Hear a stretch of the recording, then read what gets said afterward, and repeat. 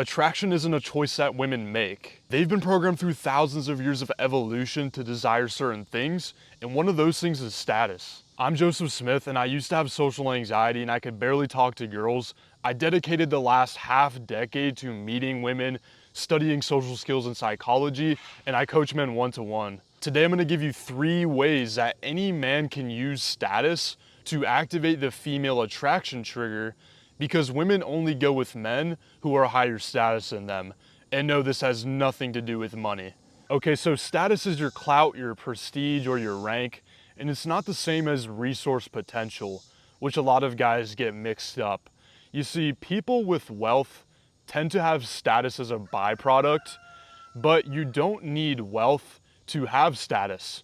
So for example, some artists are very broke, but they can be very popular within the artist community. Status is gonna vary based off of the context that you're in.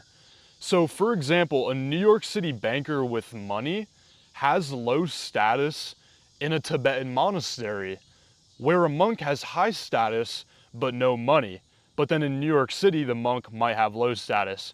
Or a police officer who pulls you over is gonna have higher status than you, regardless of who you are in that situation. Women are attracted to men with status in every culture around the world. This isn't just a Western phenomenon.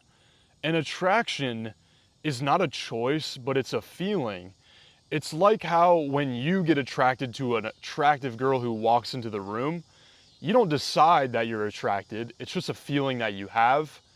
And women are the same exact way, except it's less tied to just appearance and youthfulness for women and more other things like behavior and indications of high status.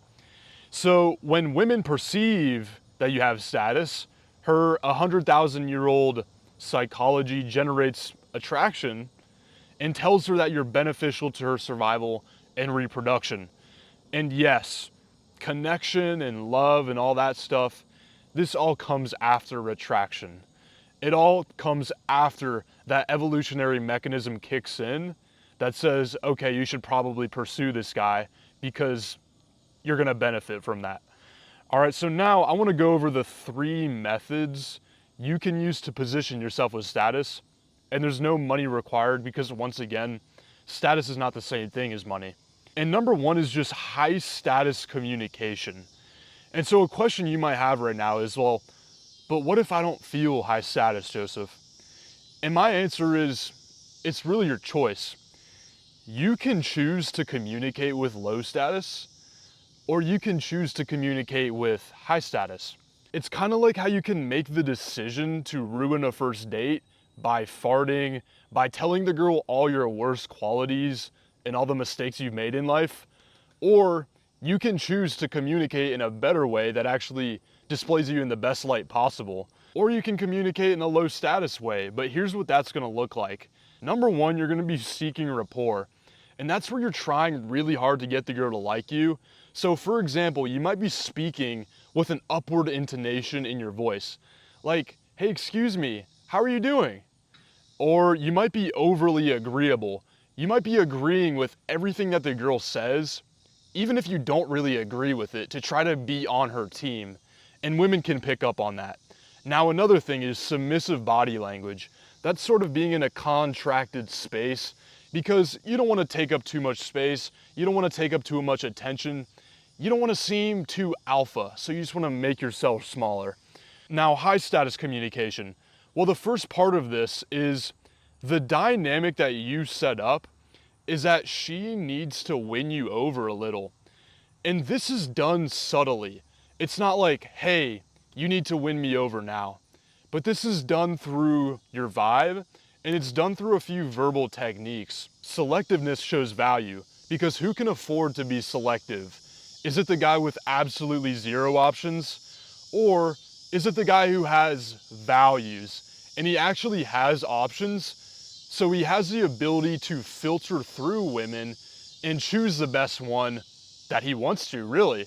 So when you frame your interaction in a way to where she wins you over time, she feels great about it because she feels like she's just won over a catch. It's not someone who immediately just basically gave it up to her immediately, like 90% of guys. And you become someone who she can brag about to her friends. So she's always thinking about you, in the time that you're not together. Like, I was able to win over that high value guy is a story that you're creating with this style of communication. I just had this client who was already pretty good at flirting and talking to women, but the dynamic he had with women was more like he was the one doing the chasing and trying to prove himself to the girl, and he was in the position of lower status in the interaction. And he was still averaging one date on average every 6 weeks when he came to me. But after we dialed in like how to position himself as the one with higher value, he was going on an average of 1 date every week. So I thought that was a pretty good improvement. Another part of high status communication is your tonality. So you want to be speaking with neutral and breaking rapport tonality.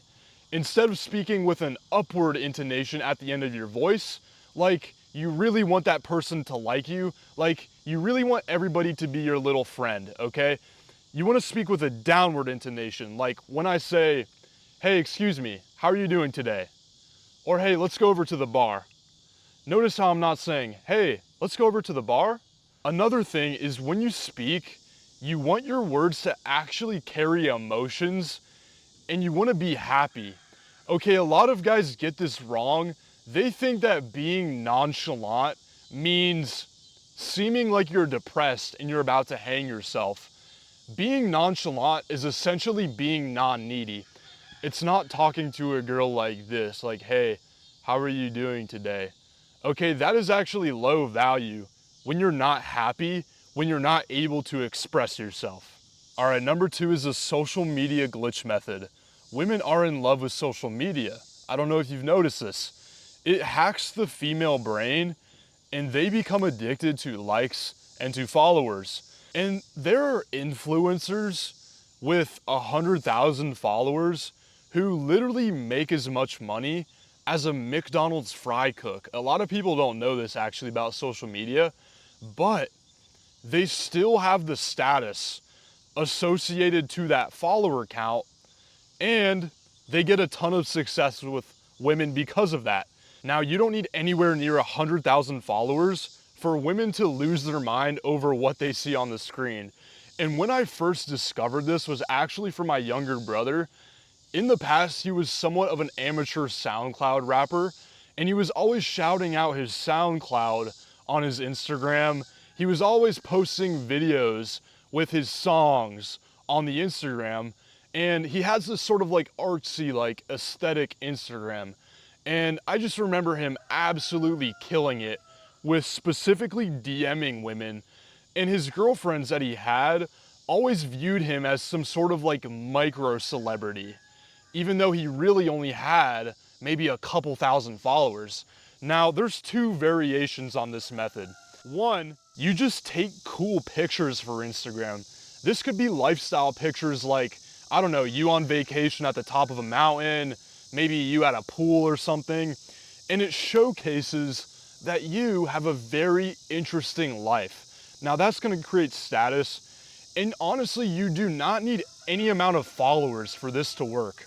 Now, variation number 2 is you get a few thousand followers on Instagram, maybe 5,000 to 10,000, from posting something that you're already interested in. Like maybe I'm interested in pickleball, I don't know, and I decide to post about pickleball and I become a niche pickleball guy who people follow. Now, if a girl sees that you have 5 to 10,000 followers, you have people responding to you, commenting under your videos, well, that's gonna create status regardless, okay? All right, number 3 is the party method.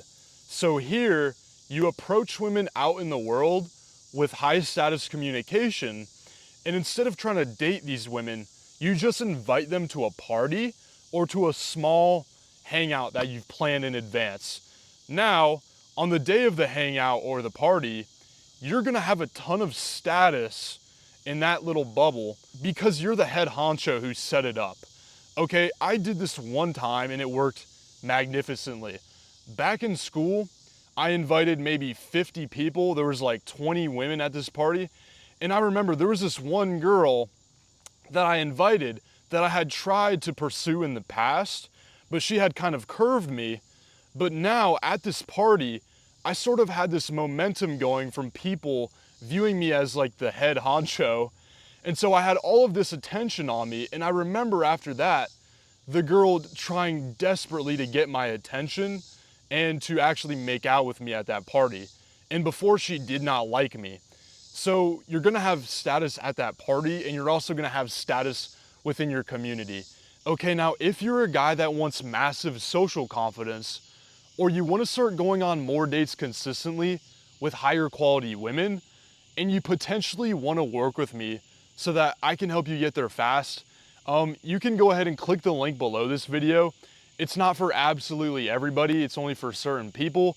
But if you really wanna make that change, like this summer, then you can click the link below and schedule a free strategy session, and you'll be speaking with me personally.